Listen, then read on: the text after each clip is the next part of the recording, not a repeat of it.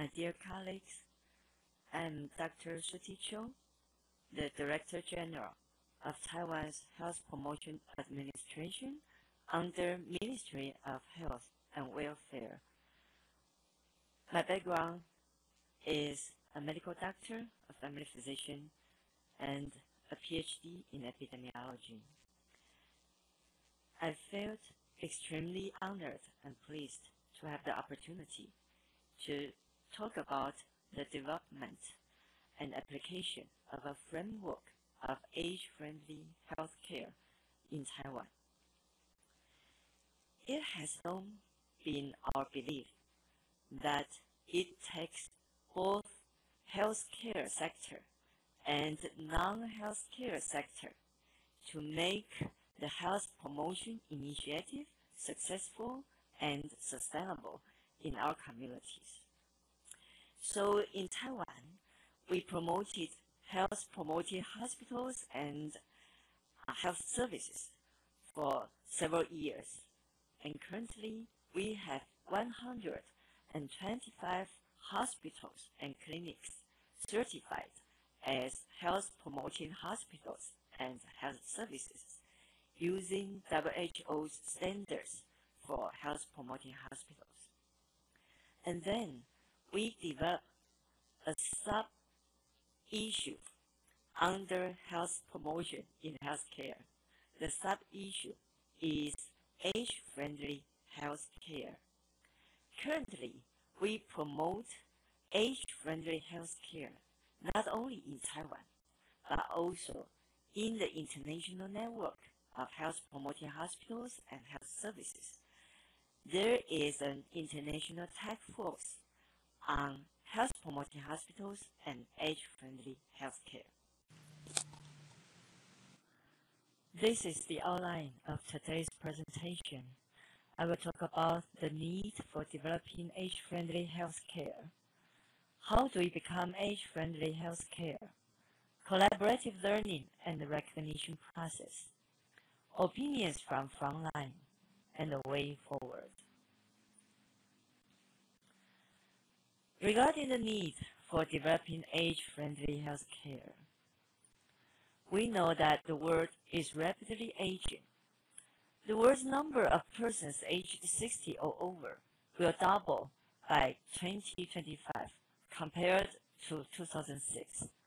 By 2050, this number will reach 2 billion or higher and exceed the number of children under 15. By then, about 30% of the European population will be 65 or over. The old age dependency ratio will be 1 elderly to only 2 people of working age. And you can see on this slide that within 12 years, 1 in every 3 citizens will be aged 60 or over in many countries like Japan, Italy, Germany, Greece, Spain, and Belgium. And for United Kingdom, Netherlands, France, and Canada, the proportion is also very close to 30%. And this slide shows you the speed of Taiwan's population is going to be one of the highest in the world, very similar to the speed of aging of South Korea. Taiwan will have more than 14% of its population aged 65 or over 5 years later. And then by 2020, there will be 20% of Taiwan's population aged 65 or over. So, will we have an affordable future? We are going to have more and more new technologies, new drugs. We are going to have growing demand for disability care. However, can the healthcare expenditure grow proportionately as well?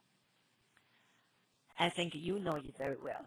In most of the countries, the growth in total health expenditure is facing very high difficulty to continue, and under austerity, actually, some countries even cut healthcare budget. So what should we do? And this slide shows you the functional status at age 70 years of age and the expected total life expectancy. And you can see elderly having no limitation at age 70 are expected to have highest life expectancy. And actually, they are also expected to have comparable or lower healthcare expenditure as compared to elderly persons with some or a lot of limitations. And this is the good news, that if we keep elderly healthy, or even more, if we can promote their health, then actually they can live longer and healthier, and will spend less total health expenditure in their future life, in the rest of their life. And actually, in healthcare sector, for example, in Taiwan, it is already super aged society.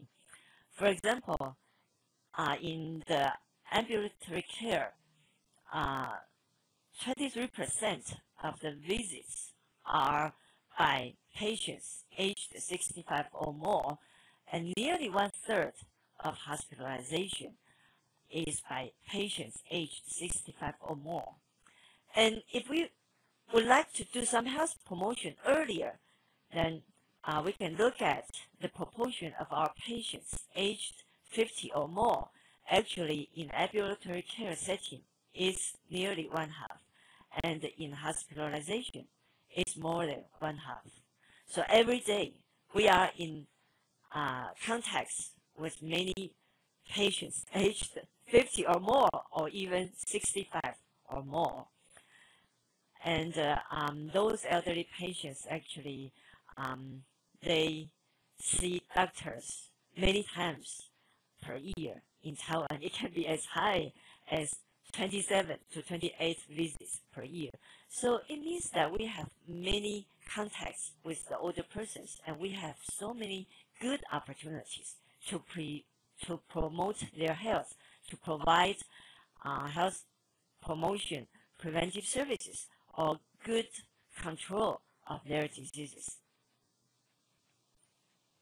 However, older persons have some unique needs. For example, many of them have chronic conditions or even comorbidity. And the disease in older persons may have different manifestations. We must be able to recognize these vague and unusual manifestations. And although older persons have higher utilization of healthcare, actually hospitalization and healthcare has been proven to impose extra risk to older persons. How do we prevent these extra risks? And actually, our older persons said they suffered from unfriendliness of healthcare. Many of them were not satisfied about the care we provided. So, can we turn challenges into opportunities? And how do we do that? This slide shows you how common the chronic conditions are among older persons. You can see in Taiwan, for those aged 65 or more, nearly 90% of them have had at least one chronic condition, and more than 50% of them have 3 or more chronic conditions. So chronic conditions are very common, and comorbidities are very common too. And the system actually is not ideally designed to care for older persons in many aspects. You are very familiar with that. We have very highly specialized professionals. We tend to work individually and work at very rapid pace. and the services are delivered in a fragmented and reactive manner. And do we know older patients well? Well, actually, older persons tend to have multiple unclear or atypical symptoms, but we are busy and might be inadequately trained in geriatrics or gerontology.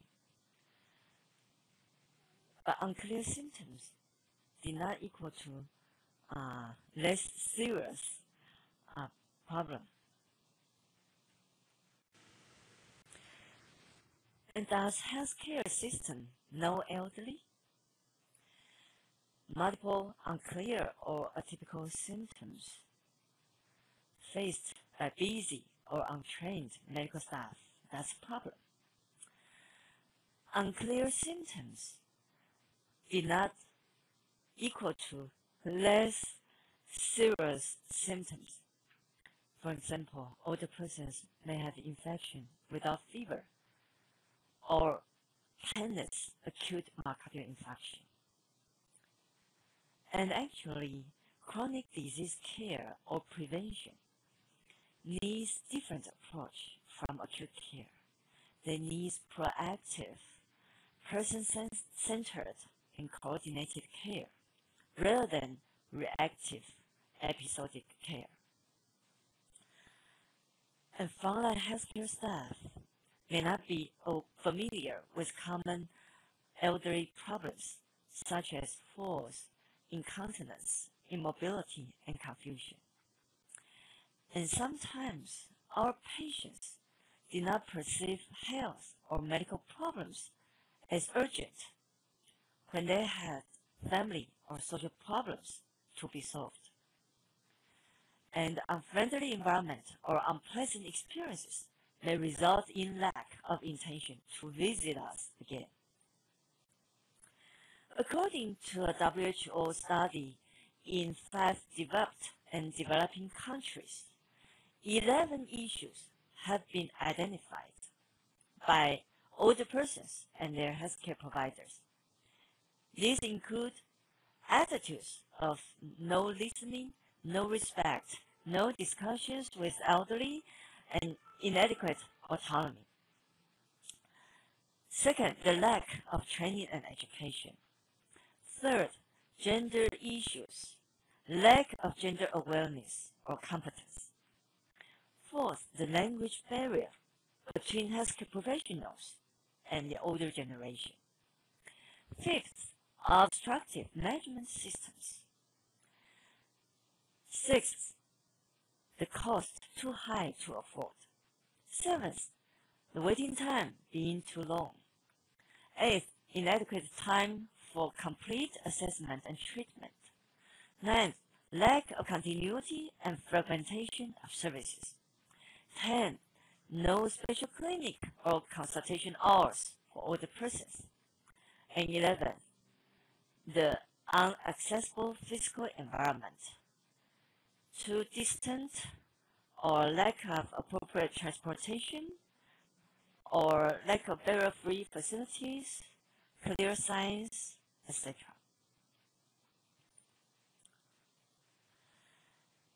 And as I mentioned, health services may be opportunity to promote health, but can be also extra risk to older persons. For example, elderly are likely to have complications during hospitalization due to immobilization restraints and may have infection, pressure sore, dehydration and malnutrition, falls, adverse drug events, depression and anxiety, or cognitive dysfunction, etc. Hospitalization may cause irreversible functional decline and admission to institutions. But rehabilitative service and intervention during hospitalization or after discharge may help recover and return to home. Health promotion provided to older patients, for example, the elderly acute myocardial infarction patients who received smoking cessation advice or counseling, may have improved 5-year survival by as high as 22%. And evidences also have shown, for example, prevention of falls and adverse events actually are doable and effective. And of course, there are many ways we can improve our control of chronic conditions, so we can make a difference. Health promotion, disease management, and patient safety interventions delivered in and by clinical settings have been shown to improve health outcomes. However, this can only happen if there are some redesigns of the healthcare system to allow these interventions being provided in a more proactive, coordinated, and well-organized way to achieve predictable and equitable health gains. And actually, the control of chronic conditions will be mainstreamed by WHO and UN. WHO and the United Nations have recognized non-communicable diseases as one of the key challenges to the post-2015 human development. They identified 4 major NCDs. These are cardiovascular diseases, diabetes, cancers, and chronic respiratory diseases. They caused 36 million deaths per year and accounted for 2/3 of total deaths in the world. And they have 4 major risk factors: tobacco use, harmful use of alcohol, unhealthy diet, and physical inactivity. And WHO has set the target of 25 by 25, which means to reduce 25% of premature mortality from the 4 major NCDs by the year 2025. So the priority is here, but we are facing the art of management. We have growing problems. We have contained resources, and the governments have ambitious targets to achieve. So we need leadership plus management, which means appropriate application of evidences and innovations to turn opportunity into value by creating better health, function, and productivity for our patients, by achieving higher satisfaction, and at the same time, we can achieve this at the same or less cost. So it's really the art of management. So here comes the problem. We need to know how to become age-friendly. We have the age-friendly healthcare initiative here, and now we are doing it globally. We have 2 aims. First is to innovate and apply state-of-the-art knowledge and best practices. Second is to help hospitals and health services develop age-friendly culture, structures, decisions, and processes to improve health gain for older persons in and by healthcare settings. And the objectives are to develop an organizational framework both for internal implementation and for external recognition. Second is to develop tools for clinical quality improvement. Third, to develop indicators for monitoring and benchmarking.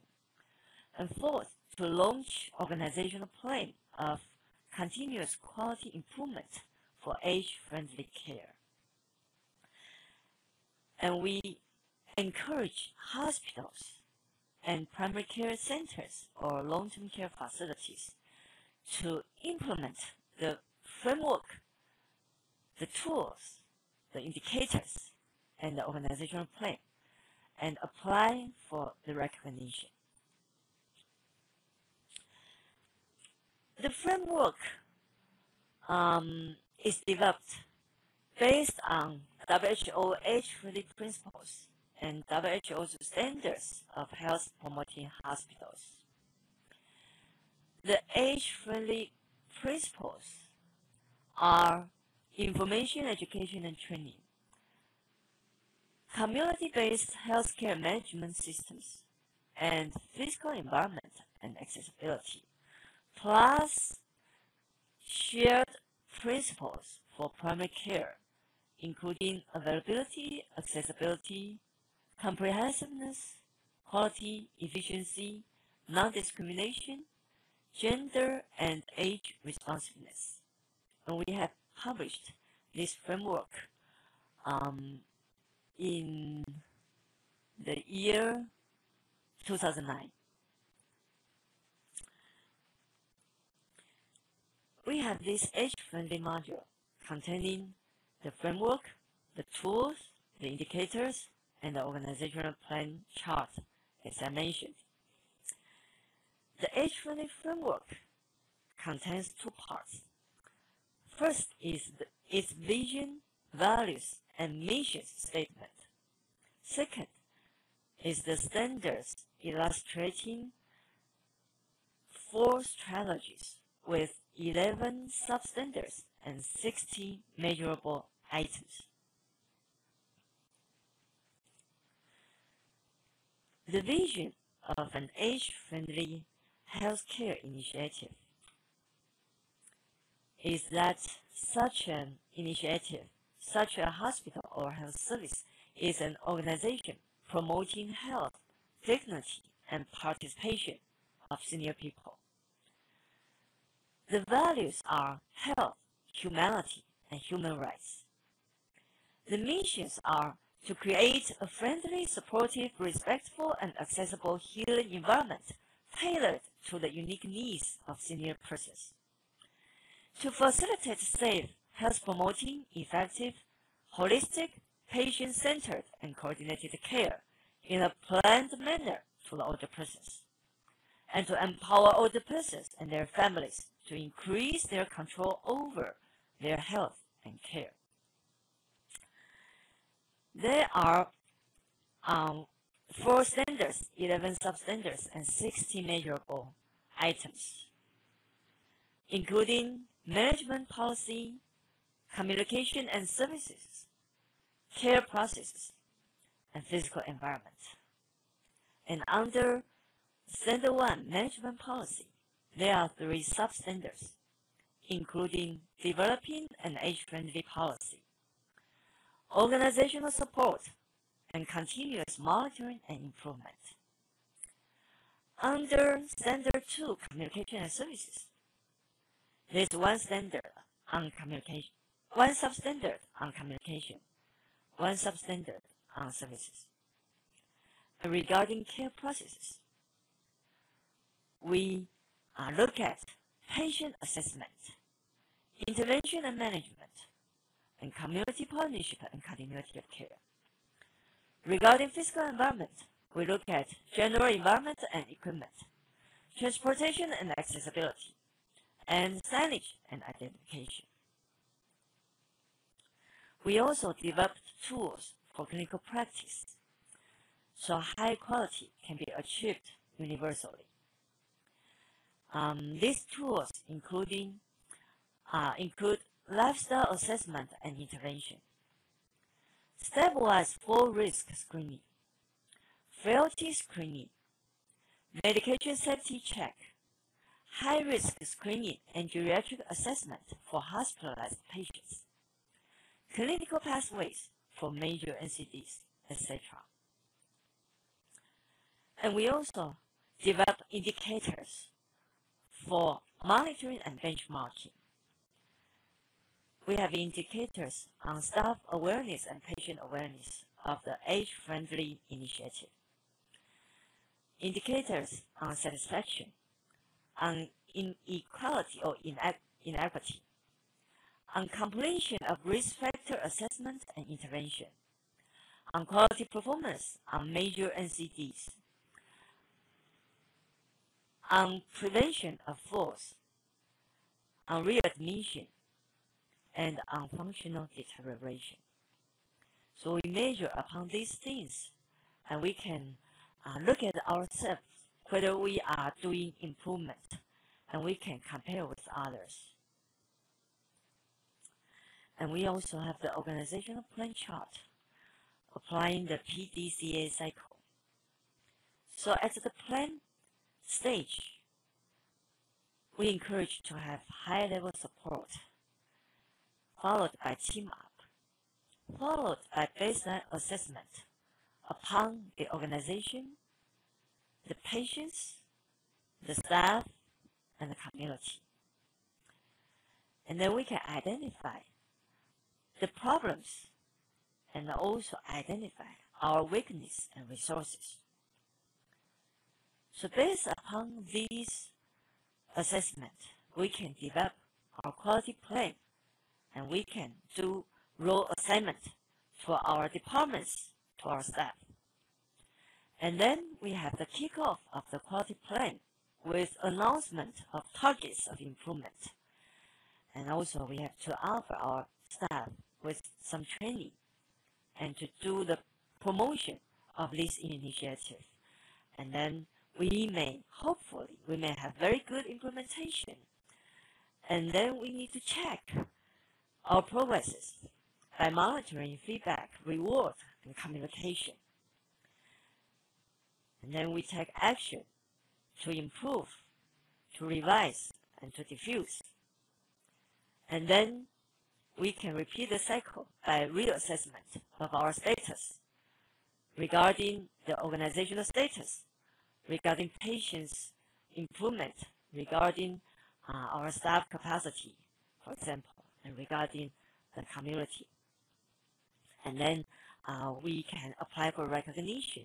And of course, we can participate in the annual selection of a model award or best practices.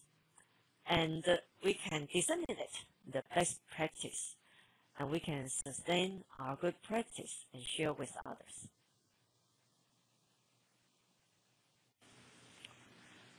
This set of our framework with 4 standards, 11 substandards, and 60 measurable items is developed according to ISQA's principles for developing accreditation program.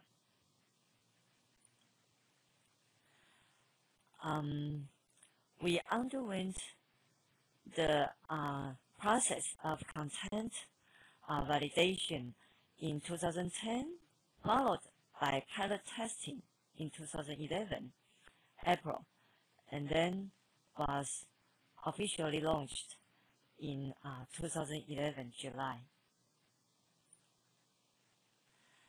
Next, I will show you the contents of the 60 items, and I will also show you the performance upon each item according to surveyors' review for the 38 pilot hospitals. So again, for standard 1, it is about management policy, and substandard 1.1 is developing an age-friendly policy. There are 3 measurable items. First, whether the hospital's current quality and business plans identified age-friendliness as one of the priority areas. Second, whether the hospital has developed a written age-friendly policy that values and promotes older persons' health, dignity, and participation in care. Third, whether the hospitals identified personnel and functions for coordination and implementation of the age-friendly policy. And here you can see this is an age-friendly policy signed by a hospital's superintendent. And this is the superintendent leading his colleagues and volunteers to promote age-friendly culture. Substandard 1.2 is about organizational support. Of course, After we have the policy, we also need to provide support so the infrastructure, the processes can develop very well. So what organizational support do we need? For example, we encourage hospitals to identify budgets for age-friendly services and materials, to improve the function of its information system, to support the implementation, coordination, and evaluation of the age-friendly policy. This is very, very important. However, at the beginning, especially for the pilot hospitals, they felt they did not do very well in having a very well-functioning information system. And the third support is to have or to recruit staff knowledgeable in the care of older adults and their families. Fourth, we encourage hospitals to provide basic training for all staff regarding age, gender, and culturally sensitive practices that address knowledge, attitude, and skills. We also encourage hospitals to provide basic training in core competencies of elderly care to all clinical staff, because almost all clinical staff, especially the clinical staff having contacts providing care to older persons, they should receive the basic training. Not only the geriatricians or gerontologists should have the knowledge and skills to care for older persons. Actually, everyone should have some basic knowledge or basic competence. Okay. And we also encourage the hospitals to honor age-friendly best practices and innovations. This is very important to engage your staff, to think for the older persons, and to try to solve older persons' problems by innovation. Okay, I will show you later some examples. Okay, and we also encourage hospitals to involve their staff in age-friendly policy making, audit, and reviews. This is a stepper developed by a bus driver. Okay, so they don't need to buy a new bus, and then the older persons can get on and get off very easily. And for example, some design to wash patients' hair in bed. Okay, and this slide shows you a superintendent awarding the staff with this very wonderful innovation. Okay, and for examples, some staff developed portable device or asked the hospitals to purchase portable device, so the doctor can stand up and look at the patients rather than moving the patient to another chair. Okay, and for example, for weighing the body weight, they developed this handrail for body weight scale. Okay, so that all the persons can stand very steadily and to measure their weight without fear. And for example, some ladder for patients to get on to the examination bed. And for example, to get a chair for patients to sit for X-ray examination. And also, for example, some heating equipment for blood testing. Continuous monitoring and improvement is very, very important.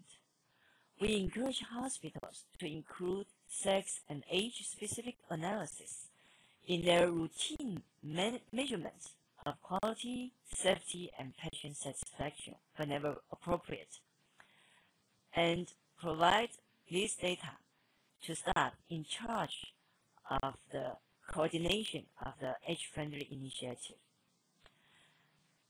We also hope that the hospital can develop their program for quality assessment of the age-friendly policy and its related activities. Such assessment should address development of organizational culture, perspectives of the seniors and providers, as well as development of resources, performance of practices, and outcome of care. Standard 2 is about communication and services.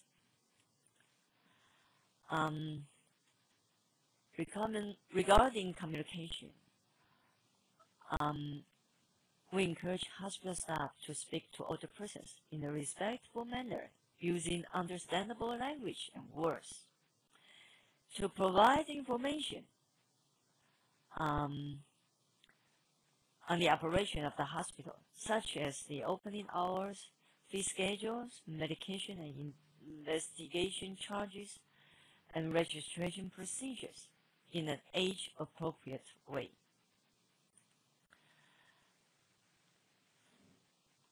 And the printed educational materials should be designed in an age-appropriate way. And the hospital is encouraged to provide adequate information and involves the older persons and their families at all stages of care. And we encourage hospitals to respect older persons' ability and right to make decisions on their own. This includes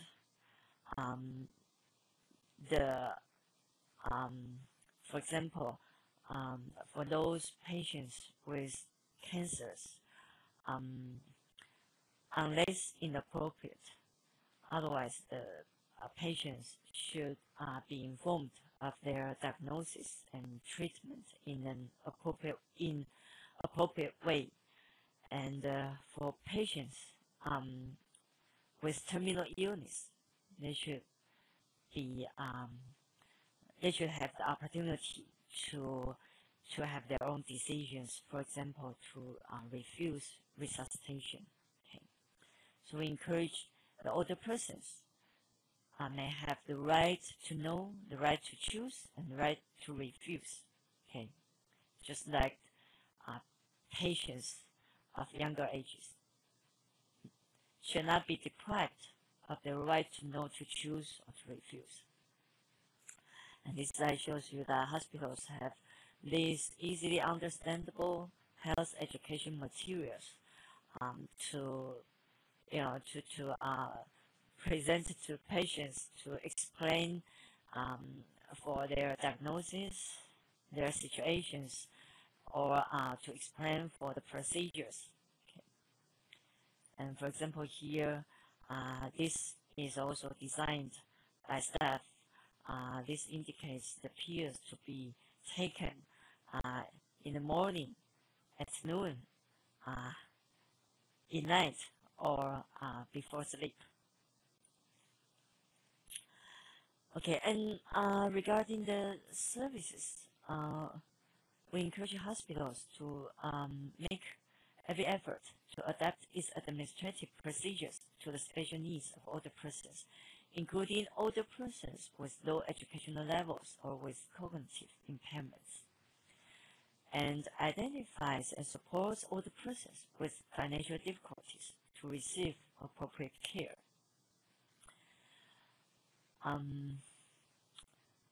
This slide shows you how hospitals identify older persons with special needs, and they put on the stick.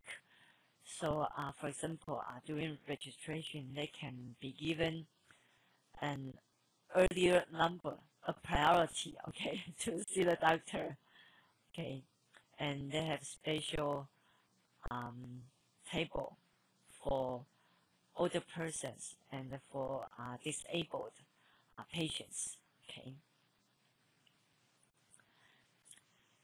And we encourage hospitals to have volunteer programs to support patients and visitors in reception, navigation, transportation, reading, writing, accompanying, or other help as appropriate in outpatient and in inpatient services. And also, we hope the hospitals can encourage older persons not only to be served, actually older persons can serve the others. So we hope they can recruit older persons from the communities or from their patients or from their staff or the families of patients and staff to participate in hospitals volunteer services. So you can see in hospitals, there are older persons serving older persons, okay. And of course, we also encourage them to recruit young people to facilitate cross-generation interactions. Both are welcomed. Regarding care processes, this is very, very important. There are 3 substandards. One is about patient assessment. The second is about intervention and management. The third is about community partnership and continuity of care.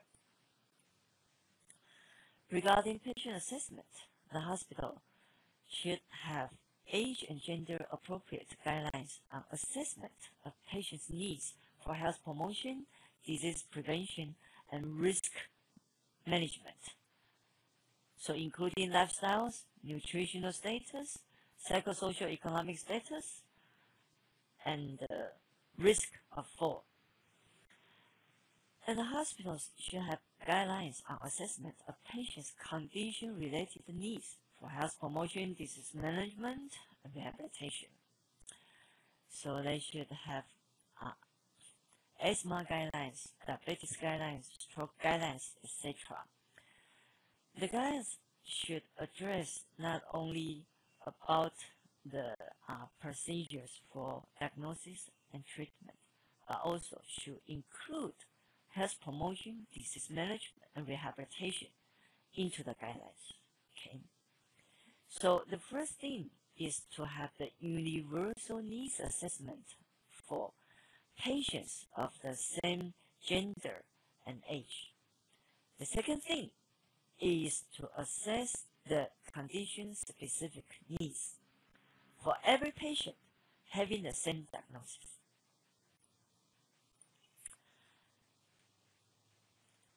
And we also encourage hospitals to have guidelines on high-risk screening for the seniors.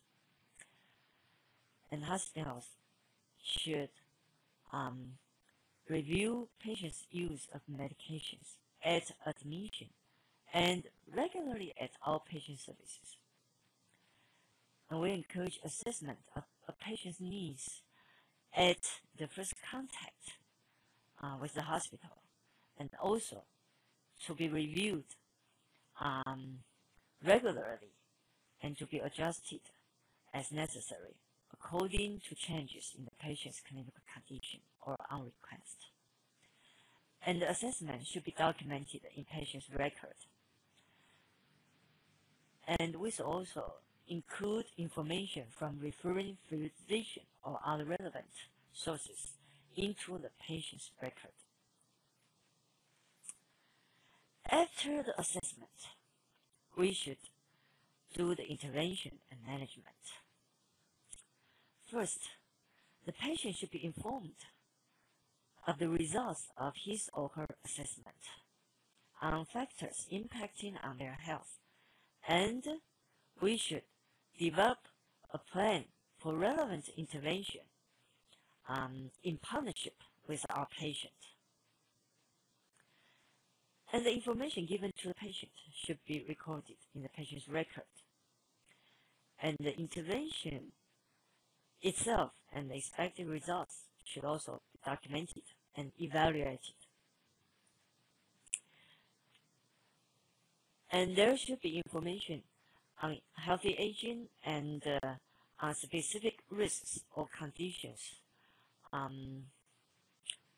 Everywhere in the hospitals, by posters or by flyers, etc., to patients, families, visitors, or staff. And the clinical departments should incorporate health promotion, rehabilitation, and risk management into their clinical practice guidelines or pathways as appropriate, as I mentioned previously. And the diagnostic investigations and procedures should take age-related changes and level of tolerance into consideration. And the guidelines should be developed by a multidisciplinary team. And there should also be guidelines on multidisciplinary geriatric assessment and interventions on high-risk seniors. And the discharge planning should be initiated as early as appropriate. And the right length of hospital stay should be achieved. This slide shows you the information system, which is intelligent reminding system. So on the screen of computer, for every patient, the computer will automatically show which screening hasn't been done, so that the clinicians can remind the patients to receive these preventive services together with their encounter perhaps for other problems, so that all the preventive services can be provided to the patients without patient's request. They can be reminded to the patients, and the patients can agree or disagree to receive these free services. And also for patients who are high risk of falling, then there's a warning to remind the patient and the clinicians. And the computer will also automatically remind clinicians to ask patients' smoking status, and for smokers, they also will automatically remind the clinicians to give smoking cessation advice and to ask whether the patient would like to quit. This is a computer-integrated medication record system with auto check of duplication, overdose, and interactions. And this is a clinical pathway reminding the clinician after some procedures should also help the patients to stop smoking. Okay, to offer smoking cessation advice and also to offer such assistance if appropriate. And here is just more clinical pathway incorporating health promotion into their pathway. And of course, the hospitals are encouraged to work closely with their community partners and also to offer continuity of care. So the information on patient organization should be available to patients. And also the hospital should have a list of health or social care providers working in partnership with this hospital. And there should be some written procedures for referral procedures. And also the hospitals should have written plan for collaboration with partners in communities, so that the patients, if they return to the communities, they can still receive continuous and appropriate care. Okay, and the information should be given to the patients or their family, and there should be very good information exchange practices between the partners of healthcare delivery. Okay, and also hospitals are encouraged to provide outreach health promotion activities in the community. This is quite very unique in Taiwan because our hospitals also have outpatient services and our patients can use hospitals as the first line services, as the primary care providers. So hospitals are willing to provide outreach services, and they are encouraged to do so. Here are some rehabilitation and health promotion services in the communities. Okay, many different types of community services. For example, health checkup in the communities. For example, some other personal services such as meal delivery, hair cutting, etc. And hospitals also they use their shuttle as also the shuttle not only directly to hospitals, patients and community people can use the shuttle to go from place A to place B, okay, just like a community bus. Okay. And regarding the physical environment, we have some reminding on general environment, equipment, transportation, accessibility, and signage and identification. These items are very easy to do because we don't want to make them a barrier for hospitals to become age-friendly. So hospitals can look at these items, and if possible, they just made some easy modification of their current facilities. And in case they are going to have some re-engineering of their physical environments, they can do some more tremendous improvement. Here, we only remind some very easy items for hospitals. So actually, most hospitals have good performance upon these physical environment items. Okay. And even though these are easy, still they try their best to have some innovations. Okay.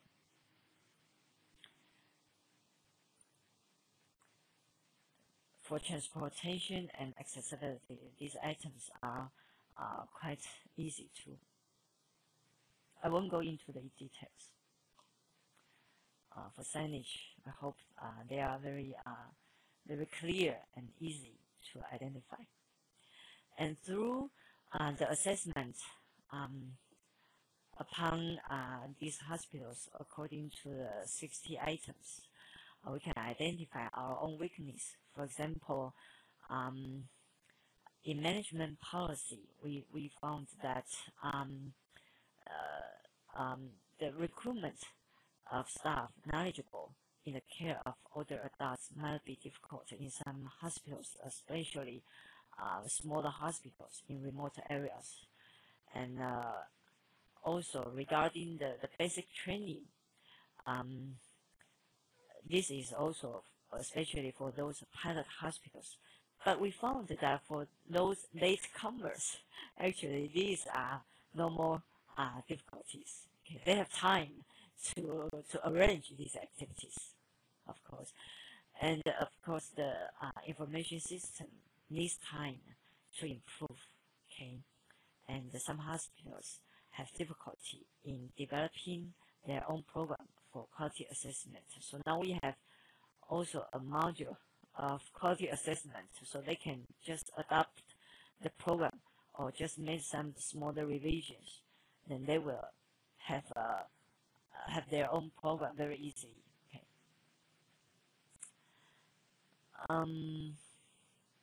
Okay. So at the beginning, the weakest part is in the management policy.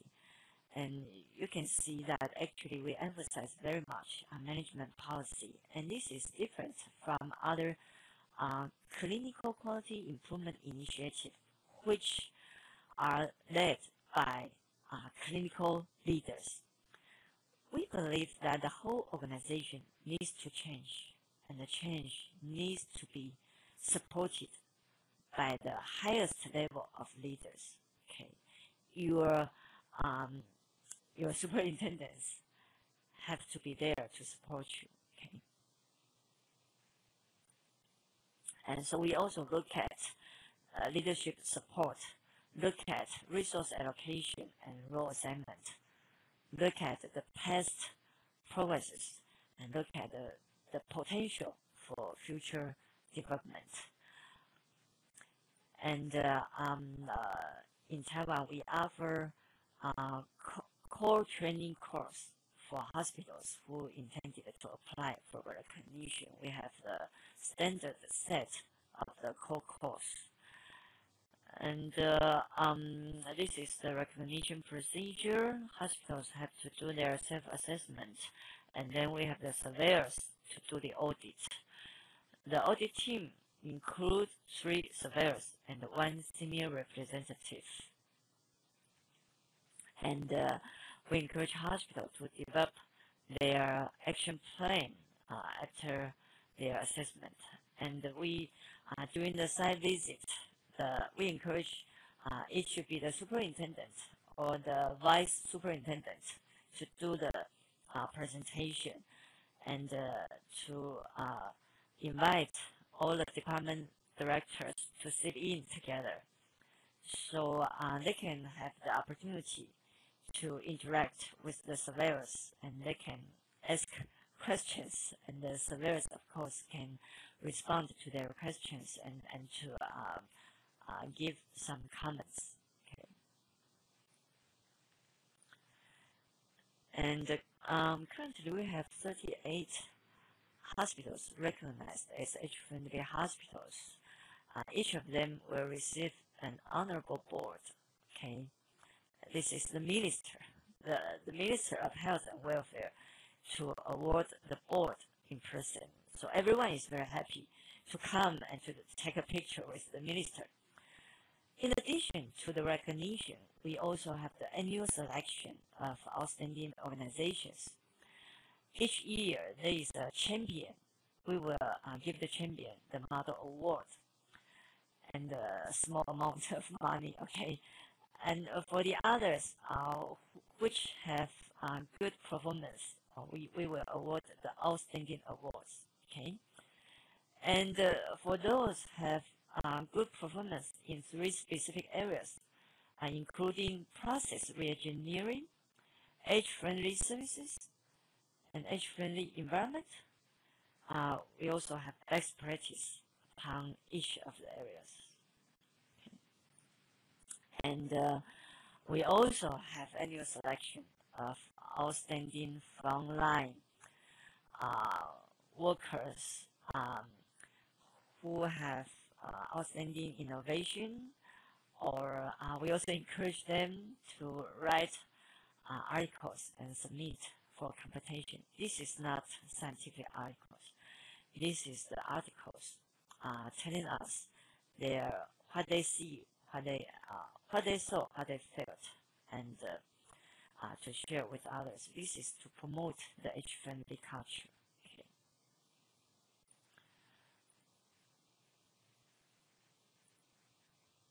And we encourage leaders to lead the organizational transformation. We emphasize on organizational changes and management policy.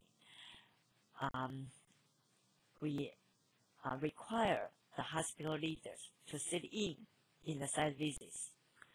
And as you can see, we have the national recognition and annual award, and we have the benchmarking, and we encourage positive competition.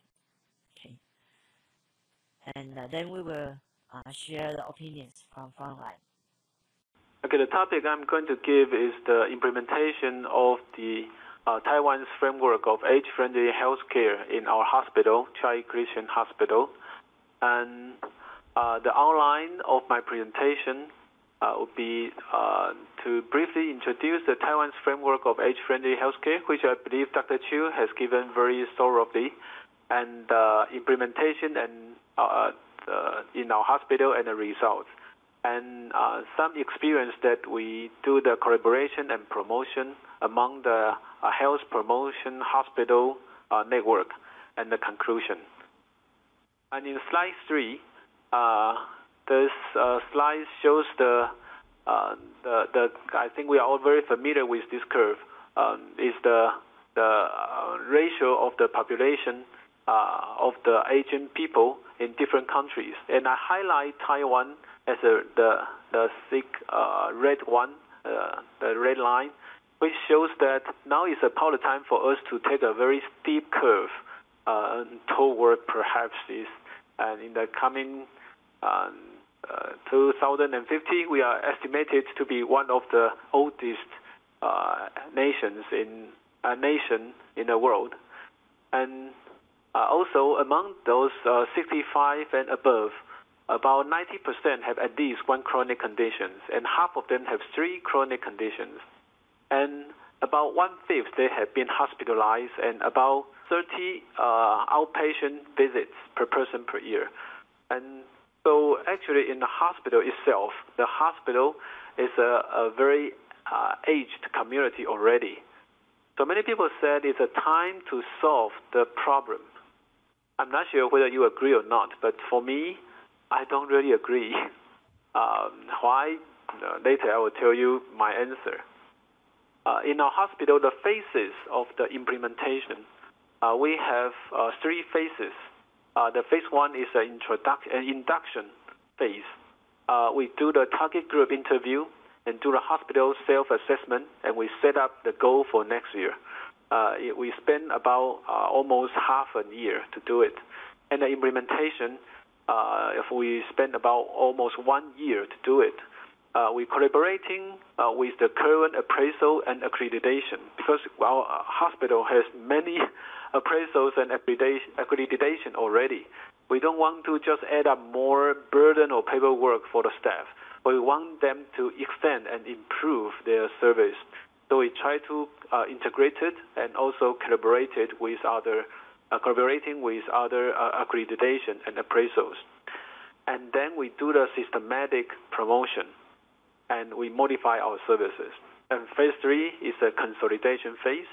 We continue to monitor the whole process and also get the outcome of the improvement. And mainly we have followed the 5 action areas of implementation suggested by the Ottawa Charter for Health Promotion. It's the building healthy public policy, developing personal skills, creating supportive environment, and strengthening community action, and reorienting health services.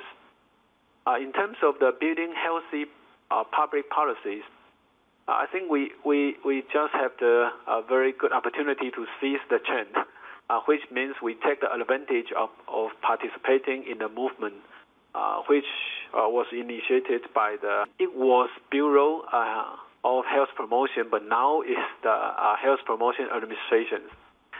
And the leadership commitment is crucial. So actually, to build a healthy public policy requires 3 very important leadership commitments. One is the government, and then we work with the network of health promoting hospital and health services, and also the leadership commitment of the hospital. The 3 parties commitment which form a very strong, healthy public policy for our hospital. And then we're developing personal skills for staff. All the staff, we learn how to do the quality improvement skills, like quality control circle, and some very simple skills to help us to improve our quality. And also we implement the aging simulation program to help our staff to experience by themselves how an older adult really feel and how they really encounter during the whole process of care, and so that they could learn and see things through the eyes of the older adults.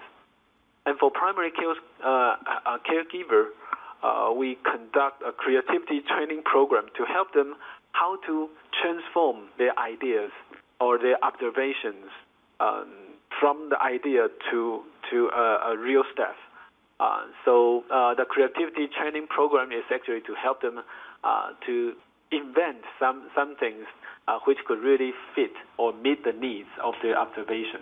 For example, a man, they see they are suffering during the midnight because they want to stand and pee because they feel in Taiwan many gentlemen, they think that's their dignity, that they can stand and pee. So for them, they insist to do it during the midnight in the toilet. They don't want to use the urinal or just lay on the bed.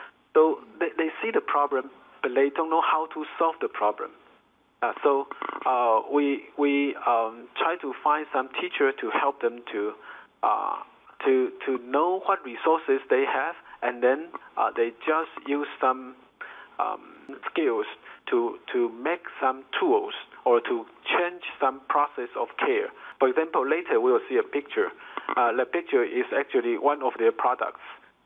They use a very simple design, and they can do it on the bedside. And the simulation center is for the primary caregiver to not just to experience, but to learn in the actual context, actual environment that the older people they may encountered, and it's not a universal design. It's not a perfect place without any barriers, but it's a place which simulates the real situation, so that they learn how to care in a not very friendly environment, but they try to do it in a more friendly way. For example, we can see the pictures, the car, the bed, or even they use a toilet. And actually, our staff told me that one of the observation they see in the hospital is that besides some particular places like the emergency room, one of the places that they can see the older people with a very suffering faces is in the main gate of the hospital. Why? Because usually the caregiver, they don't know how to move them from the car to the wheelchair. So that we have a car, we have a place, including a car inside, to help them to learn how to move in a more friendly way, and so that the older adults they can feel more comfortable. And why we do that? I think that's one of the ethos that we see our hospital is not just a place to treat or cure the patient or the disease, but it's a place for us to promote a healthier and happier life, so that we don't see our job is only in the hospital. We want to see our hospital is to promote a healthier life in their real situation. So we have also this kind of training, not just for our staff, but also for the caregiver as well. And creating a supportive environment, we have soft environment and hard environment. And soft environment, just as I have shared, we align with the existing hospital accreditation, and to make the environment more easily to be assessed. And the hard environment is to like to do the transportation service and equipment renovation and so on. For example, to rearrange the service path, we have a one-stop service for cancer screening. Cancer screening is a government-led a program in Taiwan. Is from a different cancer we have from different age, and it's a whole all the people, all the citizens, they can receive that kind of service. And we also believe in terms of the age, the life approach. Age-friendly. It's not just to look at those people who are more than 65, but if we can prevent some people from the cancer younger, or they have a better physical fitness, then they won't have the problem when they are old. So cancer screening is also very important to build up an age-friendly environment. And we have a one-stop service, which means they can do everything just at one stop. Instead of just going wrong from different departments. We also reorient the facilities according to the conditions of the older patients. For example, instead of just doing the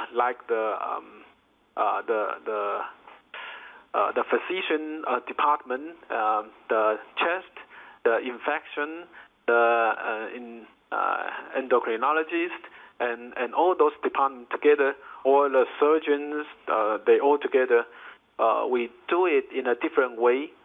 For example, around the X-ray room, we have the chest and orthopedics. Because those departments, they use the facility more often than other departments. So that the people, they don't need to travel around or travel very far to get the X-ray done. But those people, they can have a more easy access to the service. A simulation site for us, like this slide, we hope this one could also really help not just our staff, but also help those caregivers and the families. They can provide a better service for them. In terms of strengthening community action, we in our hospital we have best practice award to award those to contribute their observation and contribute their ideas to for us to do a better service. And we also secure a budget to promote good practices. And this one, a very small poem, the Alice Adventure in Wonderland. Usually we have the image of what the older people should be, like this one. We think maybe the older people, they cannot do it, or they should not do this, do that. But is that true? We strengthening the community action, also including to facilitate the senior volunteering service. We encourage them to participate and also to serve together and in a community, so that they will feel they are needed, and actually they can contribute, not because they are old, so they cannot do it.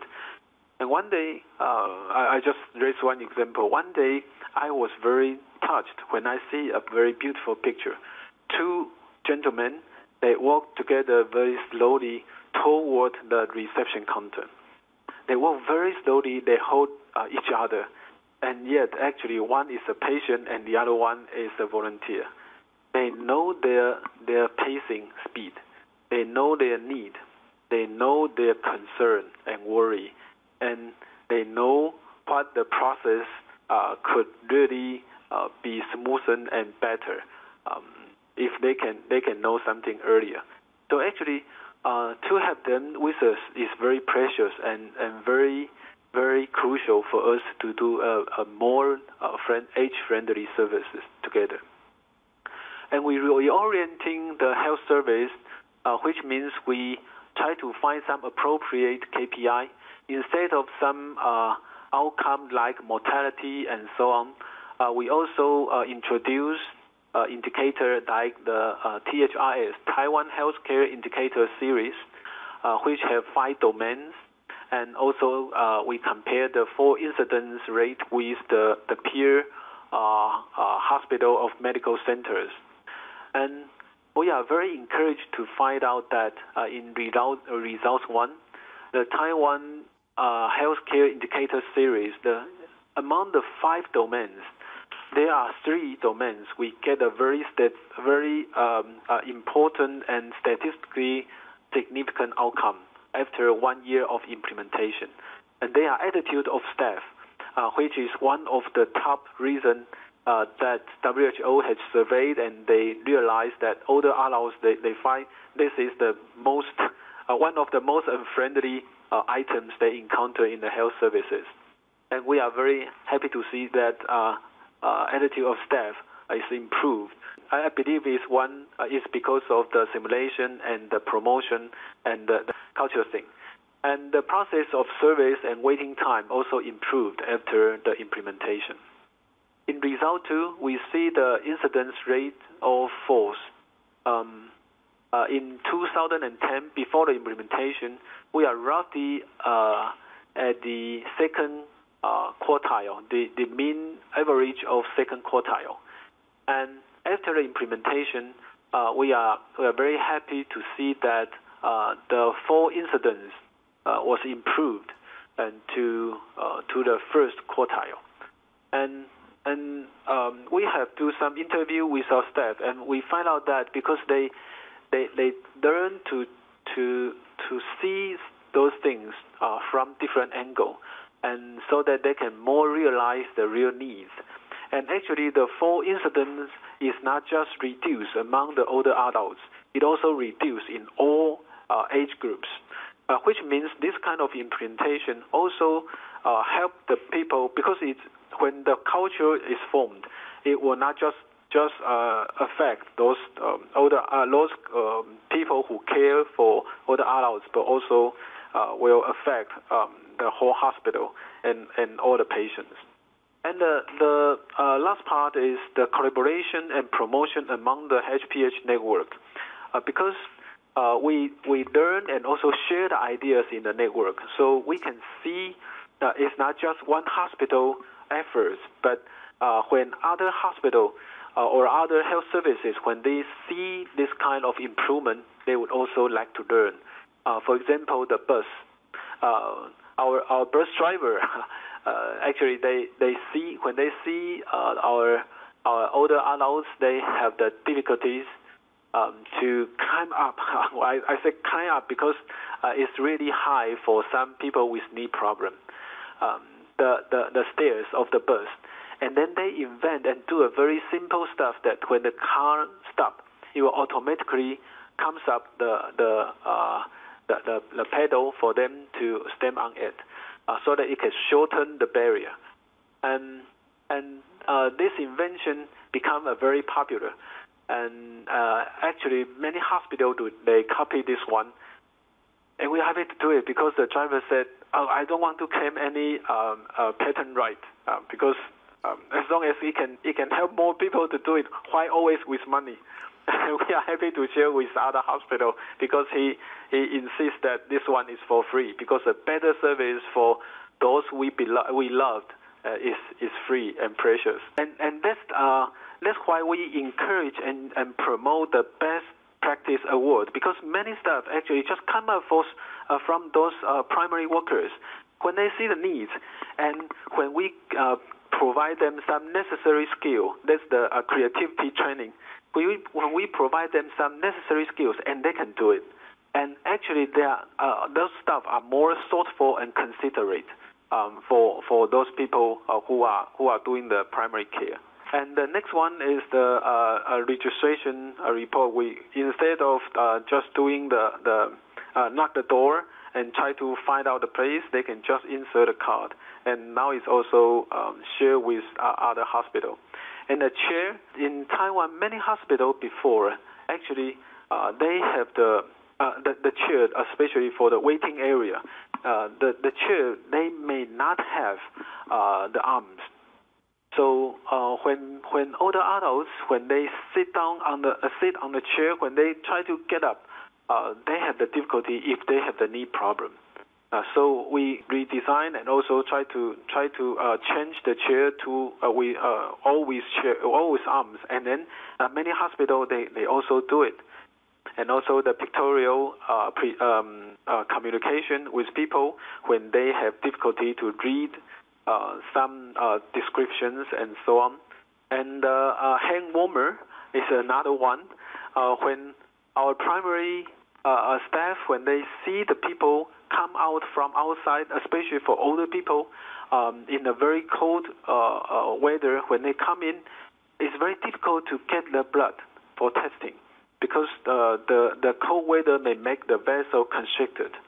So they suggest the hospital to buy the hand warmer so that they can warm their hand before they get the blood for testing, and it's easier to get the blood, and also it will reduce the suffering.